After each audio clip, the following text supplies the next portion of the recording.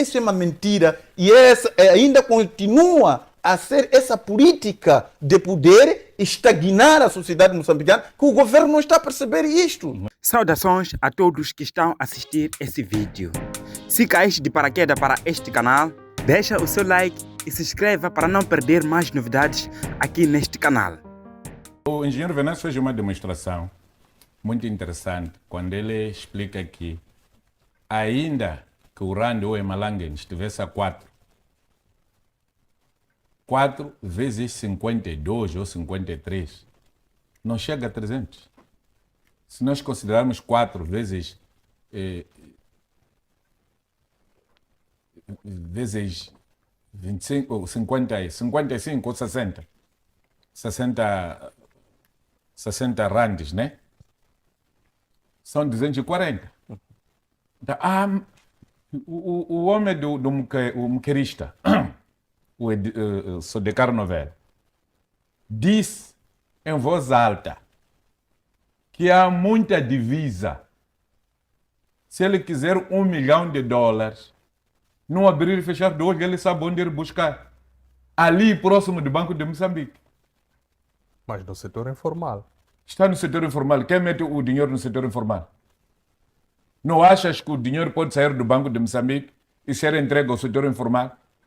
E depois algumas pessoas lá do Banco de Moçambique estarem a render por isso? Se nós já vivemos aqui situações de arroz que não havia na loja e o arroz era vendido no mercado a banhas. Aquelas latas pequeninas, aquelas. Em vez de pesarem 1 quilo na balança, usavam latas que dão 750. Tem diferença de 250 gramas em relação ao quilo. E comprávamos o arroz dessa maneira. Eu desconfio que este dinheiro sai do Banco de Moçambique. Até que o Banco de Moçambique venha me convencer que o dinheiro não sai de si. Não é possível gritar-se que o país não tem dinheiro e o Banco de Moçambique dizer todas as vezes: nós temos dinheiro para garantir 6 meses de importações.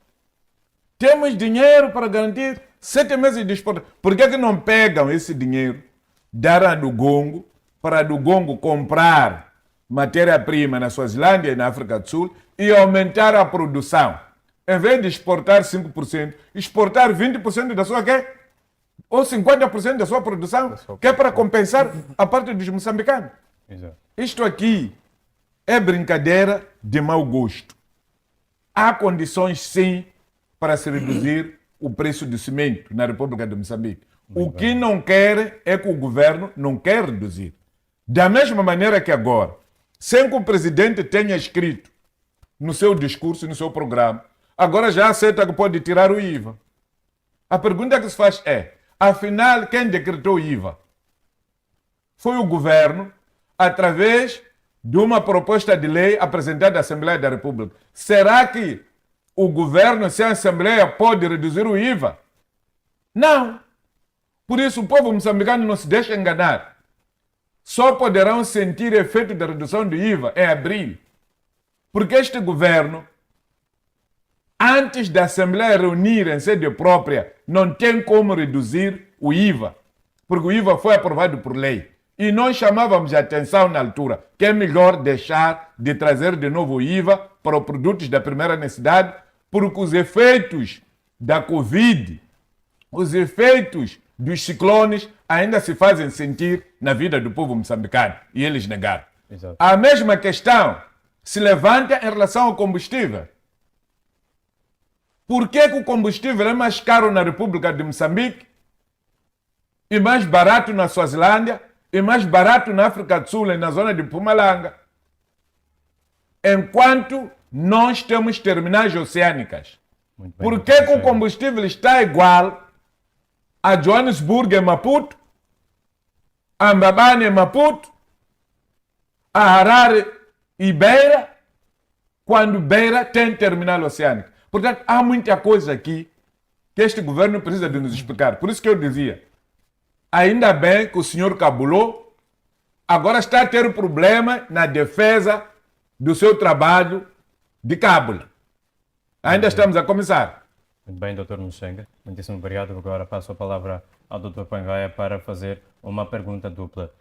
Acredita que o governo está realmente a gerir a questão ou a lidar com problemas de subida de preços ou está apenas a adiar esta mesma solução? Estando a adiar, quais são as implicações desta mesma postura diante do povo quanto à confiança que tem para com as instituições governamentais?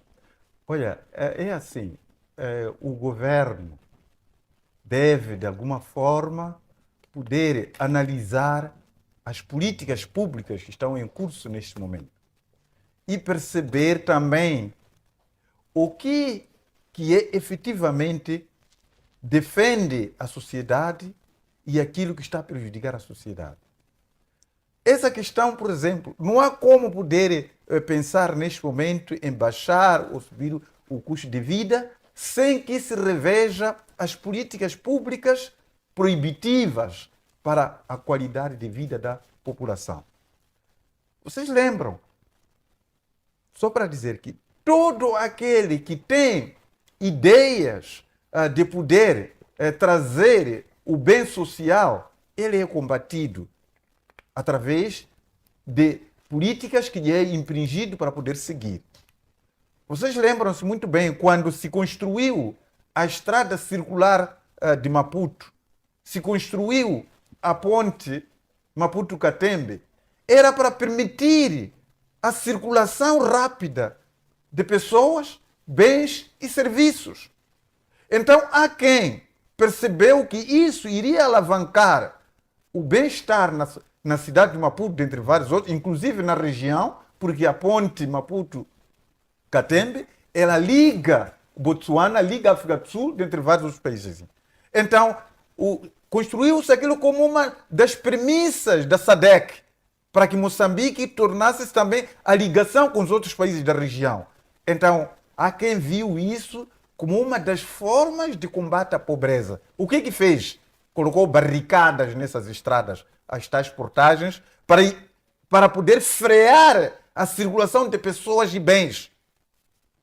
Para além disso, porque se sabia que a N1 é uma das vias que permite o abastecimento às grandes cidades. Colocou-se barricadas, ainda na N1, que nem sequer é uma estrada em condições. Tudo o quê? Para poder impedir a circulação de pessoas e bens e manter a pobreza dentro do nosso país. Então, esses sinais devem ser lidos pelo governo. Que essas políticas de colocação de portagens, essas políticas de poder encarecer o cimento, tem em vista de poder manter a população moçambicana no sofrimento. Quando se encarece o cimento, pretende-se criar ainda essa situação da reivindicação por parte dos jovens porque não tem habitação. O fim último é esse. O governo até pode tentar consumir essa desculpa da do Gongo, mas o que está por detrás aqui é cada vez mais prejudicar o desenvolvimento econômico de Moçambique. Porque se sabe que se o cimento é vendido os valores que o Venâncio Mondlane apresentou, obviamente que nós teríamos em grande medida resolvido a situação de habitação no país. E resolvendo o problema da habitação no país, estaríamos a obter a satisfação da sociedade moçambicana, que não é isso que se pretende. Pretende que o país continue ainda em rebuliço. A situação da agricultura que foi sustentado, que é o projeto Sustenta, promovido pelo Banco Mundial. É uma agricultura que não nos traz a segurança alimentar. Então, tudo que é feito aqui, nós ainda não percebemos que, quando nós fazemos um determinado esforço, aparece uma contraposição. Lembre-se que a construção da ponte Maputo-Catembe antes era para ser financiada pelo FMI e Banco Mundial. Mas, quando no segundo mandato de Guebuza, houve aquele conflito pós-eleitoral e havia sido imposto para o governo da Unidade Nacional, e o Guebuza negou isso, negou o governo da Unidade. Governa aquele que ganhou. Logo, o FMI, Banco Mundial, disseram que enquanto você não puder aceitar essas premissas, nós não vamos mais dar investimento para aquilo que você pediu. O que aconteceu com Guebuza? Guebuza deu costas ao FMI, o Banco Mundial foi pedir aos bancos chineses. Então, isso, ele conseguiu esse valor através de uma outra via, declinando-se do FMI e Banco Mundial, porque para poder aceder àquele investimento tinha que aceitar as premissas dele, do governo da unidade nacional, entre outras coisas assim. Guebuza foi aos chineses, os chineses financiaram, construiu a ponte Maputo-Catembe, construiu as barricadas. O que eles fizeram agora? Meteram a história das barricadas para poder impedir. Porque o fim último é esse, de não permitir a circulação de pessoas e bens, porque isso alavanca a economia. Nós não estamos a ver essa situação. Olha, o governo, ele precisa de rever as políticas. Não pode, de nenhum momento, eu ouvi aqui aquele discurso do Jonas Savimbi, dizia que os conselhos que nos levam à derrota não podem ser aceitos. Os conselhos que nos levam à resignação não podem ser aceitos. Então, muitas vezes, o nosso governo está sendo aconselhado em políticas públicas que nos levam à derrota, que nos levam à humilhação, que nos levam à resignação como moçambicanos. O governo moçambicano não pode aceitar esse tipo de coisas. Em relação à questão essa coisa de gongo que está a dizer, é uma desculpa falseada. Nós temos moçambicanos aqui que trabalham fora do país, que recebem divisas e estão a construir as suas vidas aqui no território. Por que esses que recebem divisas, que são moçambicanos, não podiam comprar o cimento lá com as divisas que eles recebem para poder colher? Alguma vez eles deram dois preços. Que temos um preço aqui em divisas e outro preço aqui em meticais. Eles podiam ter feito isso. É proibido preços em Ok, mas o problema aqui é o seguinte, é que se eles dizem que estão a poder babar divisas, mas temos moçambicanos que recebem divisas, estão a trabalhar fora. Sim, mas este é o problema do seu governo. Porque eu recordo-me que o Hotel Polana dava dois preços. Dois preços. O Hotel Rovuma dava dois preços. Aprovou-se uma lei que proíbe a fixação de preços de moeda não nacional. Então, esse é o problema do governo. Então, deixa-me lá terminar. Então, é nessa premissa do gongo, isso é uma mentira que está a dizer. Não é verdade. Porque temos irmãos que estão a trabalhar nas minas da África do Sul, estão a receber em randes e estão a construir aqui dentro a esses valores todos. Temos irmãos que estão a trabalhar em várias partes do mundo a receberem divisas, mas estão a comprar o cimento a esses valores. Isso é uma mentira e ainda continua a ser essa política de poder estagnar a sociedade moçambicana, que o governo não está a perceber isto. Muito bem, Dr. Panga. Mas Dr. Panga, é assim. Havendo vontade, nós temos caminhos de ferro que está disponível a ajudar como responsabilidade social. O cimento pode ser distribuído pelo comboio. O comboio vai carregar cimento na Dugongo, distribui toda a via até Esqualaquala. O pessoal de Gaza vai buscar cimento no Chocwe. O pessoal de Inhambane vai buscar cimento no Chocwe. O pessoal do norte de Inhambane pode ir buscar o cimento em Mapai. A mesma coisa acontece com Beira. Beira tem comboio que vai até o Zimbábue, distribui todo o corredor da Beira e distribui todo o corredor de Sena, a de dar cimento até Tete. A mesma coisa Nacala vai fazer. Distribuir cimento de Nacala até Tete. Distribuir cimento de Nacala até Lixinga. E depois vamos ver quanto é que vai custar o transporte de tirar, por exemplo, o cimento de Quamba para Mandimba. O valor do cimento de tirar de Chocwa para Chibuto, para Majacase. Isso é o que é. Tendo em conta que estas empresas têm responsabilidade social. Eu penso que seria melhor nós investirmos nisto do que naquela vergonha dos caminhos de ferro em comprar ações das linhas aéreas de Moçambique, só para continuarmos a criar prejuízo de mais de 20 milhões em menos de um ano. Muito bem, doutor. A justificativa é isso, Dr. Muxanga, está assente nessa questão das divisas, porque a questão do transporte, o Venâncio Mondlane viu que mesmo que duplicasse ou aquele valor de transporte que eles cobram para Maputo, Durban, não, o valor não podia chegar até aí. Por isso mesmo que a do Gongo encontrou essa justificativa esfarrapada de que está a fazer isso para poder babar divisas. Mas então há moçambicanos que estão a trabalhar a receber divisas. Por que esses estão a ser castigados? Não tem lógica a justificativa do Gongo. A lógica que existe aqui é pura simplesmente para continuar a provocar convulsão no país quando os jovens não tiverem habitação. Tudo bem, doutor Panga. Então, a última questão, como o tema colocou, é a questão do Venâncio Mondlane, que está com um processo. Não é? Essa questão do processo com o Venâncio Mondlane, eu acho que o Ministério Público não tem legitimidade neste momento de condenar a ninguém e de nem elaborar processos para ninguém, enquanto não puder julgar aqueles que mataram cerca de 500 pessoas no país. Tem esses processos. Outro processo que o Ministério Público tem na divulgação dos resultados. O Conselho Constitucional disse de que há 275 processos relacionados aos ilícitos eleitorais que foram submetidos à PGR para serem julgados. Até hoje, esses 275 processos, não há nenhum que já foi publicado a sua resolução. E não há ninguém que está sendo julgado neste momento. Então, não faz sentido neste momento. Nós sempre dissemos que para que as autoridades judiciais, a PGR, dentro de tribunais, que elas tenham legitimidade, mexam esses processos que estão aqui. Quem é que está julgado hoje pela morte de mais de 500 pessoas?